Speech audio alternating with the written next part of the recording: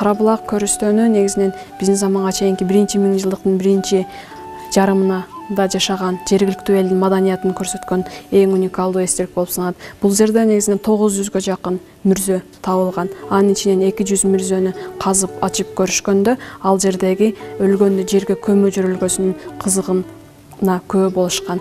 Археологиялык казуу иштерин археолог Барузин жүргүзгөн. Ал жердеги кызыктыра турган нерсе, эгерде аял киши көз жумса, анда анын денеси менен кошо анын мүрзөсүнө аялга тиешелүү буюмдарды, зер буюмдарды, күзгү, сөйкө, шакек жана көп сандаган момундай ийиктерди дагы кошо коюшкан. Эгерде эркек киши көз жумса, анда анын мүрзөсүнө жебенин учтарын, жааны жана аялдын дагы эркектин дагы мүрзөсүнө көп сандаган чопо буюмдарды кошо көмүшкөн. Мындан сырткары, ошол убактагы аялдардын мүрзөсүнөн Кытай жибегинин үлгүсү жана индиялык Будданын бийлеп жаткан сөлөкөтү түшүрүлгөн күзгүнү дагы табышкан. Бул дегени, демек ал убактагы жергиликтүү эл ошол убакта башка тышкы дүйнө менен дагы Кытай, Индия сыяктуу мамлекеттер менен дагы соода саттык алакаларын жүргүзгөн деген божомолду айтууга болот.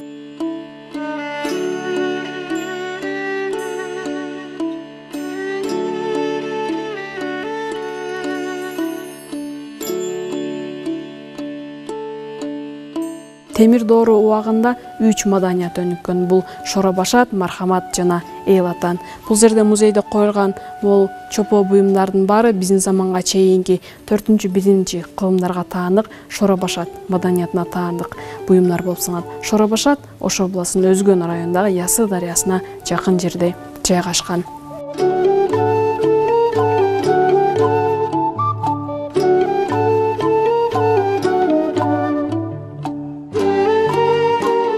Көрүп турганыңыздар бул тарыхый маанилүүлүгү жагынан маанилүү экинчи шаар бул Өзгөн шаары. Өзгөн шаары өзүнүн мунарасы жана күмбөзү менен белгилүү.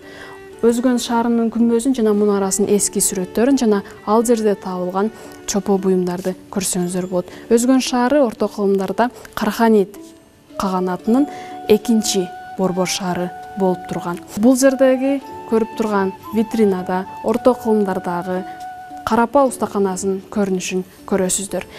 Карапа жасоо өнөрү бул бизде Фергана өрөөнүндө, анын ичинде Ош облусунун Ош жергесинде дагы аябай жакшы өнүккөн. Буга далил катары ушул жерде табылган өтө көп чопо буюмдарды айтсак болот. Чопо усталары негизинен чопону жасоодо атайын станокто аны ылайынан жасап алып, андан кийин мешке салып жогорку градуста аны бышырышкан.